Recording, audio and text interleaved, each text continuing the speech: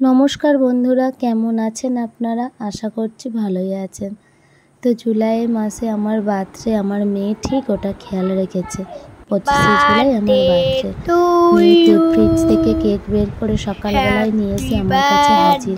মা, আজকে তোমার বার্থডে বলে ও আমাকে উইশ করলো আর কেকটা নিয়ে এসে দিল। মা, তুমি কেকটা কাটো। আমি সেই সময় কাজ সারছিলাম। আমি ওকে বললাম, মামা পরে কাটছি। যে না, তোমাকে এক্ষুনি কাটতে হবে, কাটো কেকটা। তো কেকটা ধরিয়ে দিয়ে আমাকে দিয়ে কেকটা কাটালো, এমনকি ও আমাকে খাইয়ে দিল। মেয়েটা যে কখন এত বড় হয়ে গেছে আমি বুঝতেই পারলাম না।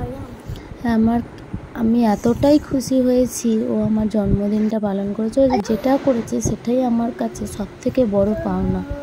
আমি কোনোদিনও ভাবতে পারিনি যে আমার মেয়ে বড় হয়ে আমার জন্মদিনটা পালন করবে। তো দেখেছি আমার মেয়ে কি সুন্দর আমাকে কেকটা খাইয়ে দিচ্ছে।